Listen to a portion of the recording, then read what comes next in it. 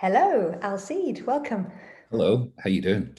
I'm good. So this is theatre maker extraordinaire, Alcide, who I was just remembering this morning, you came to Physical Fest back in 2016 with the fantastic show Oog. And I think you came many, many years before that with a workshop, I remember, making some crazy things sticking onto our body. And So I've been in a few guises. So the first time it was just to do a workshop. Oh my gosh. And so yeah, that must have been 2008 and 9 or something like that. And then I was down with Conflux, which is now Surge, run by our pal, Alan Richardson, with other people's shows, emergent artist shows. And then yeah, with my own, with Oog in 2016. That was the last time. So yeah, yeah, so we've had quite a long-standing sort of relationship in terms of the stuff in Glasgow and the stuff in Liverpool, which has been fantastic. yeah. And where are you today? Where are you beaming from today? Today I'm from my lounge, from my dining table, which isn't actually my main office. My main office has become my bed.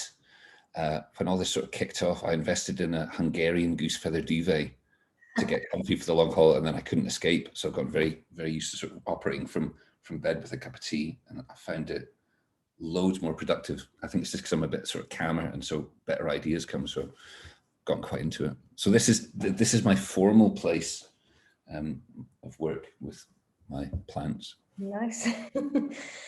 So we're going to be chatting today about creative process, how you make work, and yeah, can you just tell me a little bit about what that is for you? What's your creative process? I mean, it's changed. I mean, basically, it's changed a lot, and I probably don't have a process, but I definitely have principles. So there's definitely, if I'm feeling a bit lost, then there's definitely things I check in with myself about and ask myself, am I doing that thing? And quite often if things are going wrong, it's because there's a number of things I'm not doing. So there's that. Well, I guess that is a process, isn't it? Questions. I suppose the big questions that I ask myself are, is it generous? That's the big one. I think any good show probably comes from a place of the person that's making it genuinely feeling that they're trying to offer something that they think is valuable, and they're giving this thing away. And there's usually something to do with hard work and exposing something that's a bit vulnerable and taking a risk and doing something that has been considered well. Anyway, there's a spirit of generosity, and I think a lot of the work that I see that I don't like, I know why don't I like this? It's quite often because I don't sense a feeling of generosity. Quite often it feels like maybe somebody's doing it for themselves, by themselves, and the audience is kind of a bit of an add-on at the last minute, or they're kind of doing it for slightly odd reasons. It's because, yeah, usually it's just not to do with wanting to connect with other people quite often. So that's the big one. That's the big question. That's the starting point of my process. I love that. I've never sort of heard it termed like that before, but I really love that idea, that generosity and thinking what it's offering. Mm-hmm. In terms of like, I mean, you've made so many shows and you've also made so many shows with other people or been outside eye director, but for yourself in terms of your idea of what it is you're going to make, what the next thing is, where does that come from? So ideas, yeah, idea. I mean, that's the thing, isn't it? That's the big one. Having really brilliant ideas and then making them happen. To be honest, I'm probably, I think the way that I work with ideas is I've always felt it's really, really unprofessional, and I probably don't do myself any favors. And at this stage, if I had more of a system for ideas, I would be a lot more successful than I am. But the bottom line is that I think the easiest way to explain it is something to do with, well, basically like really good ideas for me is exactly like being in love. So the things is that, I mean, basically have ideas all the time. I mean, I think every day, everybody has ideas. It's just that most of them are rubbish. But even when you have a good idea, I think what happens is that you sort of go, oh, I've got an idea. well, that's great.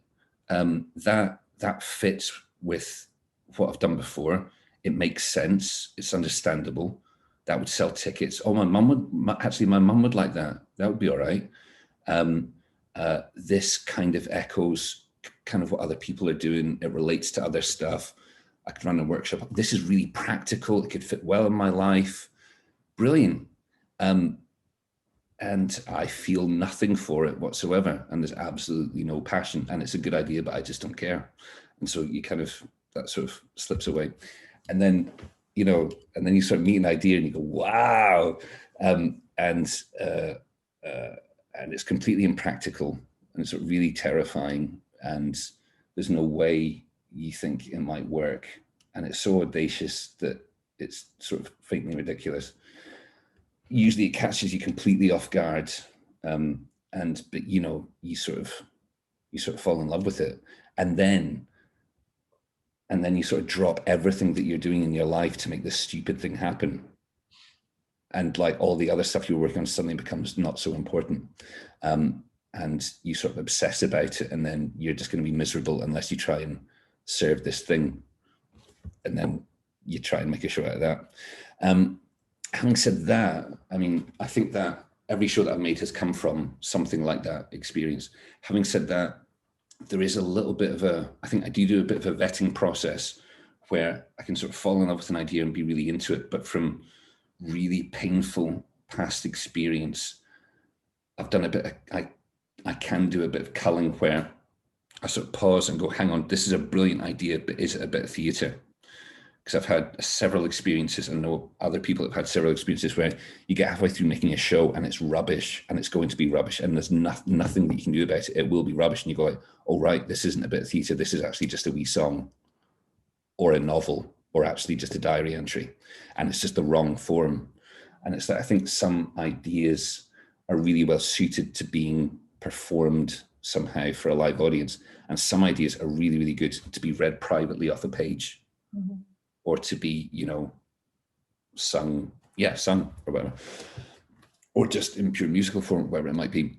And definitely I've got sort of a whole lot of ideas that I'm really in love with, but they're novels, but I can't write novels, so they'll never get made. So there is that thing to do with form that I think is good to sort of keep an eye on. And so in that respect, do you work in other forms as well, or have you experimented in other forms? Yeah, so I mean, I do other stuff. So I mean, I got into theatre from poetry, and that's really that was the starting point stuff. And I got into poetry because I sort of got really into really good lyrics, basically. I mean, really, there's nothing. I mean, for me, there's just nothing in the world better than really good lyrics, and like him. And there's all sorts of lyricists, that have a way of doing things that. I'm trying to think of a good example. But I'm really into like Ray Davies of the Kinks. He's brilliant. I mean, it's like actually, those are short stories. Like those songs, a lot of those songs are short stories or character studies, or it's like. Actually, we read songs. He does that as well. You sort of get each verse is the introduction of a character, and then you get the chorus, which is a reminder of where these people are. It's actually Walk on the Wild Side does that, doesn't it? Yeah, you go. Candy came from out in the pub. I mean, you meet all these characters, but it's all about populating this sort of situation, and it is like a little micro place. Obviously, there's crossovers between stuff. So yeah, things like poetry, and so I do have a band that we've not played for a while. And that kind of text I'm into, and storytelling and writing very short stories. But yeah, anything, I'm not really into long form prose. I've tried it, I just can't do it. It's just a bit of my brain that doesn't work. So I can't do that really big story stuff.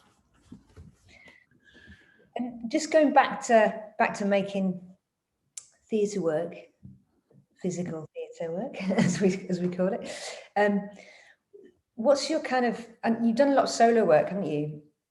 What's in terms of your creative process in the space from, okay, you've got this idea that you're not going to let go of, and then you're in the space, and how do you work? What's your process there?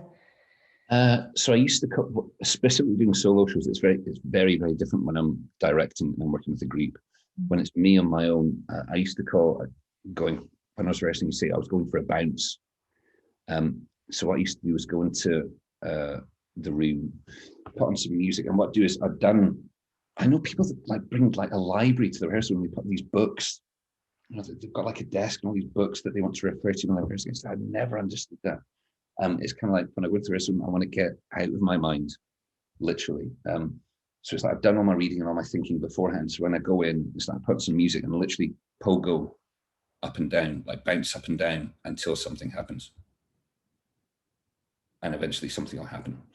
Sometimes it's good, sometimes it's not good. But if you do it long enough, you'll get enough good stuff that you'll have a show, basically.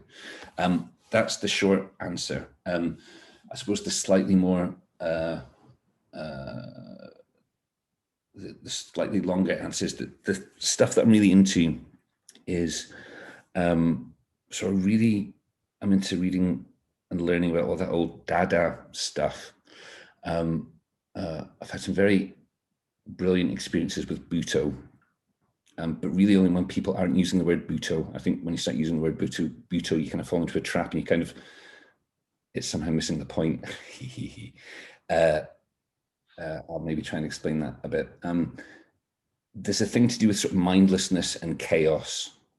And the more you talk about it, the more you're sort of missing the point. So I'm actually missing the point just now. It's like, as soon as you begin to describe the thing, you're kind of missing the thing. It's about doing the thing. And it's to do with, it's something to do with anarchy and something to do with getting away from intellectual ideas and allowing happy accidents to happen, but then structuring it afterwards.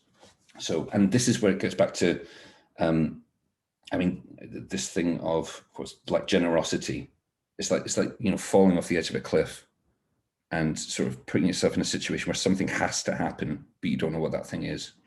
That's sort of violently anti-intellectual. So it's that, and it's also to do with sort of what I was talking about before about generosity. Yeah, well, yeah, generosity and there was another thing I was maybe going to say. Pleasure, that whole thing, you know, the whole Gaulier Lecoq thing.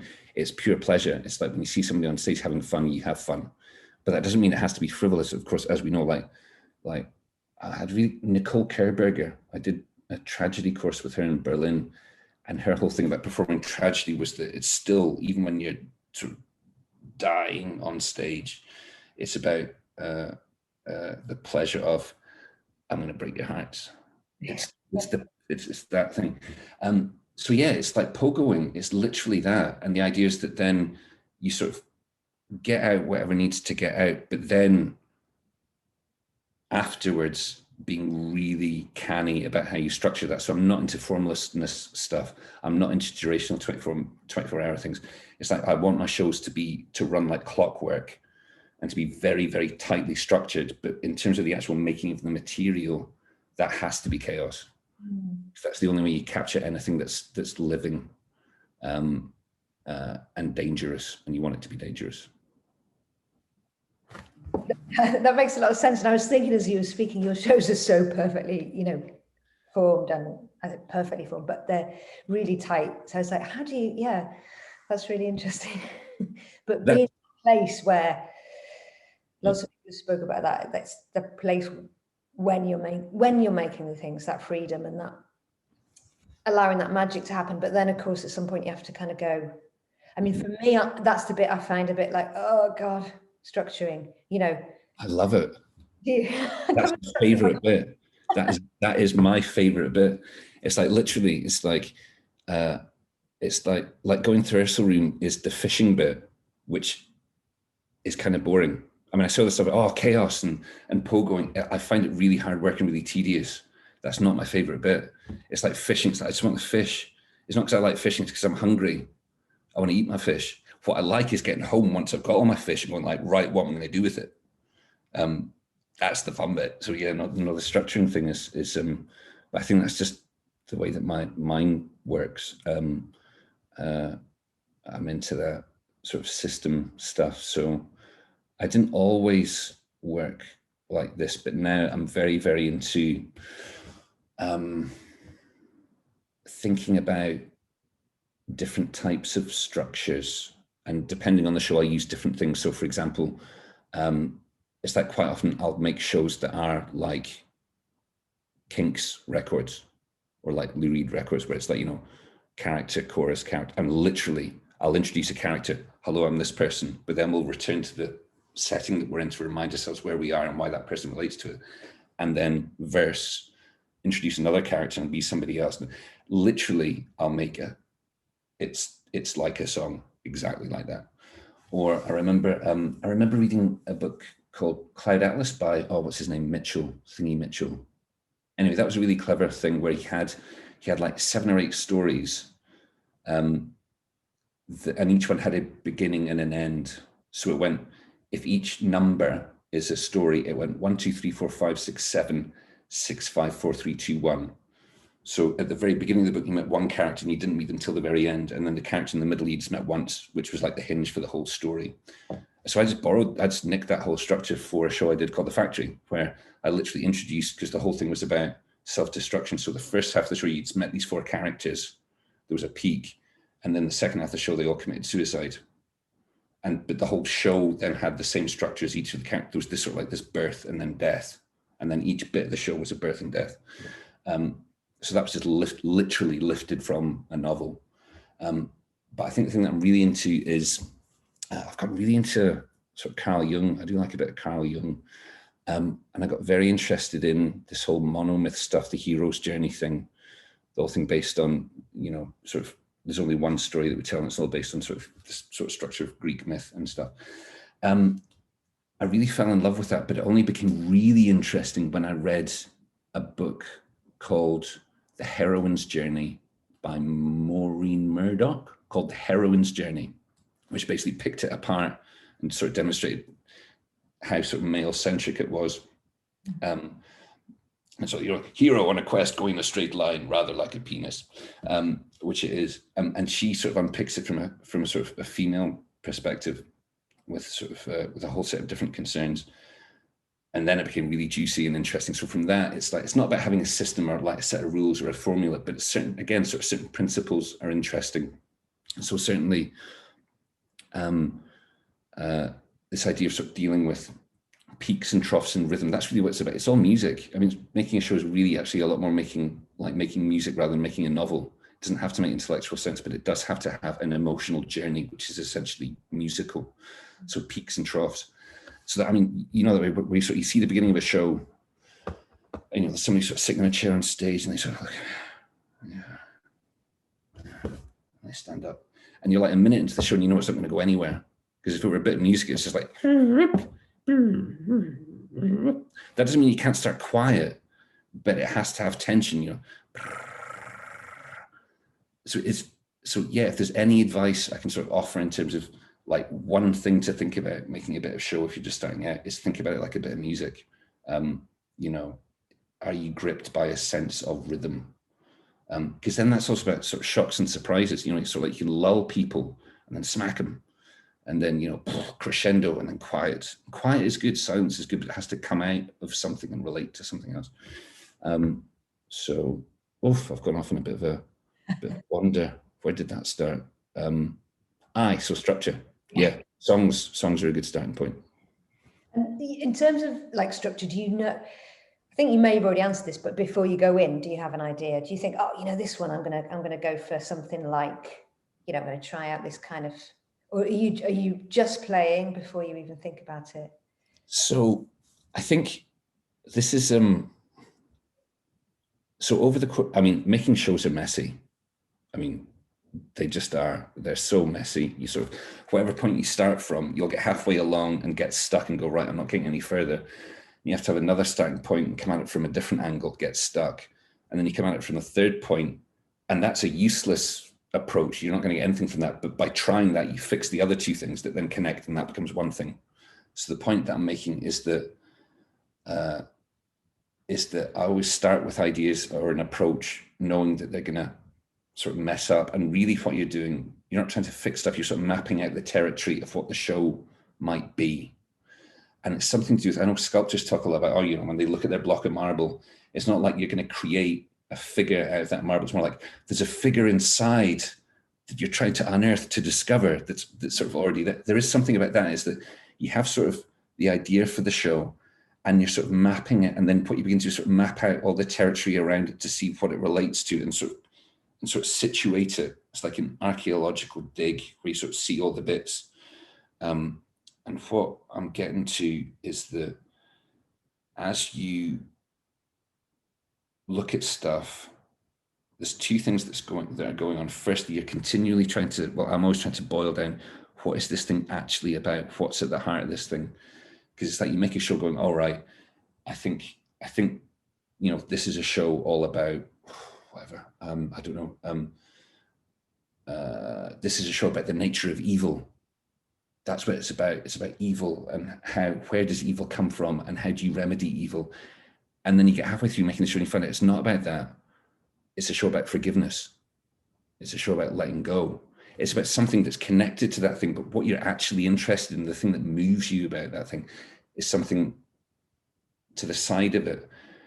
And once you know really what the show's about, that tells you what you have to do with the structure and how the thing should end. And I think a lot of shows that go a bit wonky or feel a bit woolly is because people haven't really got to the heart of what the thing's really about. They sort of flirt with the issue, and they sort of go off on all these tangents trying to find out, suggesting what the thing might be, but they never really hit it. And that's tough. That's a really difficult process of getting really to the nub and being really honest about why you're interested in the thing. So there's that. And then there's also something to do with accepting the fact that even though you're interested in a topic, the whole reason you're exploring it is because you don't know everything about it. So you do have to be led by the material. So the thing is that, once you've gone in and done your pogoing, and then you've got all these bits, it's about finding the sense of connectivity and flow between these bits without trying to sort of force them into a structure or pigeonholes that feel right. So you do have to be led by the material, but then at the same time, I think it's absolutely true. This was like somebody on a writing course suggested this, is that if you've got a show and it's just not working rhythmically, take out your favorite bit and then it'll work. So it's like, you can't, the other thing is that it's just material. There's no one bit of it that's sacred. So you have to sometimes chop out bits that you love to make the whole thing, the whole structure work. So with all these things, I think it's give and take, and listening, and having systems that are not going to work. And just going back to this idea of generosity, and how, I suppose, how do you know, and what's your process in terms of testing the work out, and how much that was just making me think about the audience and what the responses, and how much you change it based on an audience response. All that feedback stuff. So, but also just, I suppose I'm talking as well a little bit about just what you touched on right at the beginning, which was like, it's not just for you, it's generous and it's letting people in. But I guess then, how do you know? So I think the big thing about that is that, I used to be very, very protective that nobody should see my work until I present it on stage, which I think is a really useless way of doing things. I think it's really good to get people in really early, and have a number of sort of sharings and stuff along the way, and really listen to what people are saying. Having said that, being really, really careful and specific about who you invite, because I've seen it so many times, like people tying themselves up in knots, where they invite in 20 people, half of whom are their best mates and stuff, and go like, give me your feedback on my stuff. And then people offer their feedback. And it's generally useless, because I think things only invite people whose opinions you actually respect. That's a good lesson, isn't it? Do you know what I mean? It's like, because people, I should invite that person because they're influential, or I should invite that person because they made loads of shows or something. But those are sometimes people whose taste you've got no respect for. And so much of this is about taste. So obviously if somebody comes in whose taste you don't agree with, and they go, oh no, that didn't make sense to me. Of course it doesn't make sense to them. So I think you have to really only invite people whose opinions you trust and value and who might have something interesting to say. The other thing is that no show is going to be for everybody. And this idea of accessibility is good. Shows should be accessible, but you're never going to please everybody. You know, if you do, and also if you do something, the best way to alienate everybody is to make something completely middle of the road and bland, then everybody hates it. So you have to be extreme in some way. So you have to pick in which way you're going to be extreme, knowing that you're going to hit those people, and then these people are going to feel totally left out. That's okay. Deal with them next time. So, because the thing is that the whole, I think, especially, I mean, with all art forms, but especially with theatre, I think there's sort of a spectrum of how people look at stuff to do with abstraction. So some people, they like to go in and they like to watch a show to have a beginning, middle, and end. He's called Bob, she's called Susan, they're in love, they've broken up, they get back together, I've got it. They want to know the whole story, beginning to end. They want to see the tap, the water coming out the tap. There, I've got it. And they love that. Then you get somebody coming in who comes from a more abstract point of view, and they're just like, I was bored out of my mind. I knew what was going to happen the moment the thing started. It's just like, kill me now. That was awful. But then you've got like the abstract end of things where you've got, these two figures, you're sort of like walking in a circle in the space with these sort of pulsing lights, and suddenly the stage gets flooded and these two figures spiral off into the darkness. And so it's like, obviously the person that's into abstract thinking goes like, wow, that was a really brilliant meditation on the nature of human relationship and mortality. Oh, that was great. And then the first person is just like, I want my money back. What was that? You're never going to please everybody. So you have to choose the thing, what level of reality that you're playing with, and go at it in a really extreme way and do it 100%. And even then, it's like people who you respect can still give feedback that's not interesting. So it's good to get feedback, but really pick and choose it. If somebody says something and you go, oh, that's correct. Oh, I knew that. Oh, that's right. Oh, then yeah, that's the thing you've got to fix. If somebody goes like, it should be blue instead of red, and you're like, then don't do it. Just keep it as it is. But that's the feedback that's important. It's when it hurts. It's when somebody says something, you go like, oh my God, oh, that's right. When you get one of them, then yeah, you should fix that. Yeah. So I look at them, yeah. And so in terms of like, this crazy year, however long it's been now that we've had, and your work, and how have you changed any of your processes, or will you going forward, do you think? Well, I've basically stopped making work for now, which felt like the right thing for me. Yeah, basically, after sort of sizing up sort of different options, what I decided to do was sort of use the opportunity to sort of catch up on myself. I mean, there's been a lot of chat. I don't want to slow down there, but here there's been a lot of chat about sort of mental health in the theatre sector, and there's been a lot of chat about having 4-day working weeks, or working hours and childcare, and basically a lot of stuff on how we measure success, and it's like and having a sustainable sector and all this kind of thing. And I've personally really enjoyed the opportunity to just stop being on the treadmill of pumping out shows, because I actually had a bit of an episode sort of last year where I did actually like properly burn myself out, and I was sort of collecting myself in terms of strategies for making work. And I feel like I've been really productive, but not in sort of my usual way. So basically I put in an application to set up this Waypoint-1 project, which has basically been a mentorship scheme where people can apply at any time with a proposal for a program of professional development of their own devising, going like, this is, rather than me prescribing a workshop or a residency or a class or whatever, saying like, I will give you this. It's instead basically a completely blank canvas invitation of like, what would you like? And then people put in proposals, and then me looking at seeing if I can offer that. And yeah, so I've been doing that. And so basically it's really geared at a lot of, especially sort of new graduates and early career people who haven't had the opportunity to set up, to make connections and have networks in the way that we do. they've got no prospect of making work or getting an agent or any of that kind of thing. And basically helping them use their time to sort of develop and meet each other and start thinking about making work and what they're going to do when we can get back into venues and stuff. So yeah, doing that kind of thing. And so I'm getting paid. It's giving me a chance to be useful and to think about how shows are made and what a successful working practice might look like. And then obviously helping folk do their thing. And that's been a really nice sort of change of pace, and it feels successful, even though I'm not making any shows. And I think, I don't know how that's going to affect how I go back to making shoes when I do eventually, but I know it's going to be positive somehow.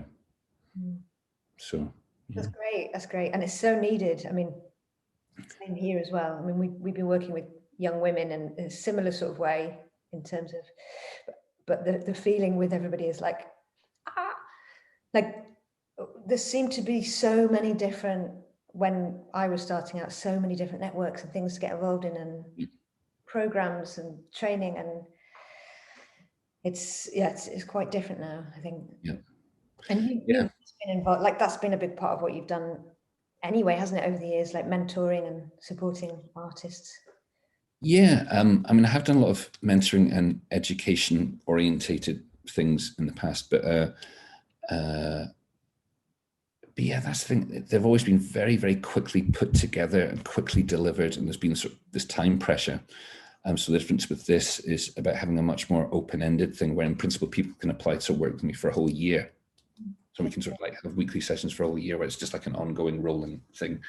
So basically having, and obviously the circumstances in which this opportunities come about are awful, obviously, but it's about trying to sort of look at ways of taking advantage of that. So certainly I took a long time in planning this thing, and now I'm taking a long time in sort of delivering it. So the whole thing just has a lot more breathing space, and because of that, it feels like it's got a lot more rigor, and I think it's just a lot more satisfying for both me and them. So that's good. But yeah, I mean already I'm aware of how things will change for me when I go back to making shows. So if I'm being honest, this whole sort of culture, like 10 till 6 rehearsals, when I sat down and really began thinking about all this stuff as part of this process, I kind of realized, I don't know how it's for you, but especially making sort of physical work, if you do a really hard working, solid 10 till 1, have a bit of lunch, come back at 2, by 4, I'm gubbed mentally and physically. You're not going to get any more out of me. It's like, everybody go home at 4 and, see your family, go to the cinema, read a book. It's like this sort of certain expectations or ways of doing things that, yeah, because of this whole stuff, I've become sort of really obvious. So yeah, definitely when I go back to making shows, it's like, 10 till 4, that's a good rehearsal day. And I think the rest actually leaves space for more of these good ideas that you're waiting for. Do you know what I mean? Yeah. I thought I was just getting old, because I thought by 3 o'clock I mean, this has been from the outside. This has not even been physical. I'm going like, oh, my brain's all. Totally. Don't know what to do next.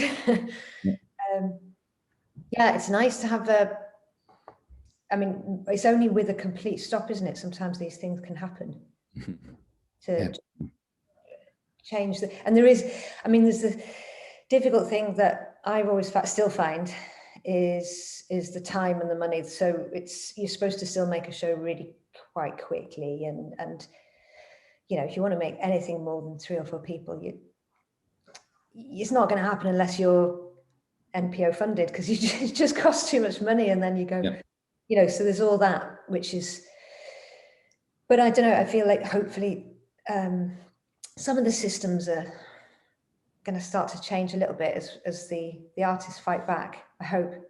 I hope so, yeah.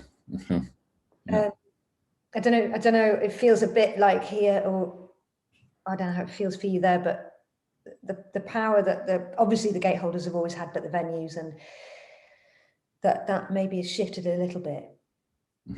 I feel a bit like, if I want to do this thing, I don't have to go, oh, please, can I do it here? I'll just do it if I can, and I'll do it where it feels a good place to do it. Up here, it feels like there's a lot of stuff up in the air. There's a lot of, what do they say nowadays? I love catching up with all the latest jargon. There's a lot of moving parts. There's a lot of moving parts up here. So it feels like sort of people on the ground doing stuff, and then the powers that be and the funding bodies. And there's a lot of sort of rejigging and rethinking going on, and not all of that's easy. And I think that's part of why I'm not rushing to go and make work, because it's like, you know, I mean, it's just, there has been, and there's going to be sort of like all these false starts. All right, we're going to get back into venues on such and such a date, and then actually no, there's a new variant. We're not, hang tough, and all that kind of thing. And so I think I'm just going to not be in a rush. And it is, but the thing is that with all this thing, it's like even when you're not working, you're working. So it's like when I get, my favorite bit about going on a holiday is, you know, you find yourself, you know, you get away from home and then you're sort of sitting in a plaza, you know, some sunny town in Spain, and your tapas arrives and your bottle of Rioja. Ooh, I've had an idea. Where's my notebook? And then you begin working on the next show. So it's like I'm doing a lot of that kind of stuff. I'm working, but I'm not in a rush to sort of produce, if you know what I mean. And I think there's a lot of interesting stuff here to do with. Actually, I don't need to say anything about that. Let's move on. Yeah, it's a bigger conversation, isn't it, for all this? Okay, so I'm going to end with some just questions that will be like hard to answer quickly, but all right, good. I'm saying the same ones to each person, so just see what comes up. So who was your greatest inspiration? My greatest inspiration ever? You can say more than one if you want, because people have cheated.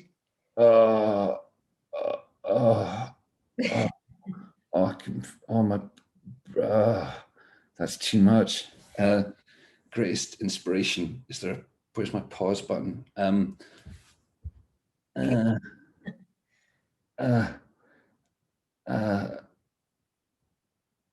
I've already talked about Ray Davis, haven't I? So I need to pick somebody else. I'll come back to that next. I'll come back to that one. I'll answer that one at the very end. Don't mean to cause stress. Where are you most creative? Which you kind of answered that a little bit then with the Rioja in Spain, and that sounds nice. That is pretty good. No, it does tend to be. It does tend to be listening to music. Often with a wee glass of Rioja, but it's that sort of like, I tend to sort of, when I listen to music, I find it very, very hard not to fantasize, not to immediately sort of drift off into imagining other places. And definitely there are certain sort of albums or longer bits of music that I'll put on that I just know immediately. It's like I literally see a stage spring up in my head. It's usually the old stage at the Arches in Glasgow. And it's literally like a canvas, and then that starts getting populated with stuff. So it's like literally, if I go, I really need an idea by tomorrow morning, I will put on a bit of music, and both, there's that sort of, that canvas will come up, and then things will start happening on it, and then quite often things will happen that way. Yeah. Nice. Who or what keeps you going? What keeps me going? What keeps me going? Vanity. It's like I'm 44, but I'm still going to make it one day. I'm going to be on TV. There is probably vanity. There's probably a lot of sort of narcissism of like, I want to be spoken about. I want people to think my art is great. That is probably, if I'm being honest, that is part of it. I want people to think about my work, and to, actually, it's not quite that cynical. I want to have a positive influence through the work that I make. I want people to feel happy thinking about my work. So. Okay. And finally, have you got a favorite memory of performing, like something that comes into your head of a place, a moment?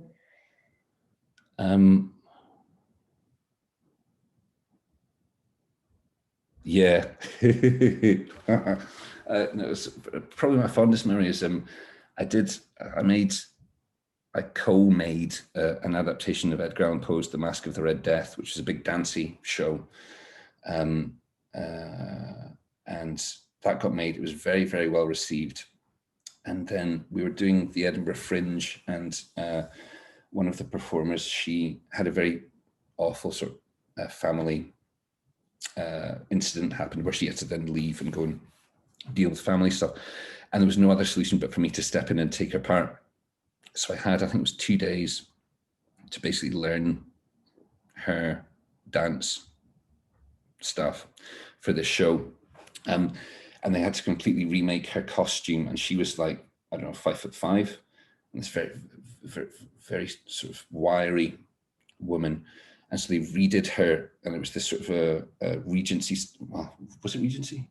No, it was more Baroque. Anyway, this massive sort of ball gown, you know, with what do you call it, with the hooped skirt?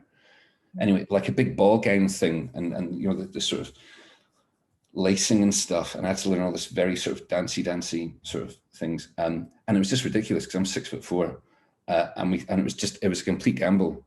We were going to stick me on stage, and it could just look like a farce, or we could get away with it, and we got away with it. And I do remember taking it back on that first night, and it's just like we got away with it, and just the feeling of relief of like, I learned that stuff 48 hours ago. And obviously I didn't do it very well, but we got away with it, and the crowd knew the backstory, and there was just a sense of, we did it. So that was nice, because it was also it was farcical, but also quite good. So yeah. I wish I'd seen that. There's a video somewhere, I think. Yeah. Yeah. So any inspirations before Richard Pryor. I love Richard Pryor. I was thinking about it there. Who do I love? I love Richard Pryor. Yeah. That's we'll end on Richard Pryor then. Thank you so much. It's so nice to speak to you, and I could keep on talking. I've got loads of things I want to ask you, but yeah, we'll finish it there, and hopefully we'll see you again down here in Liverpool someday, whenever you make work again. Oh, I very much look forward to it, and thanks very much for having me. Thank you. Bye-bye. Bye.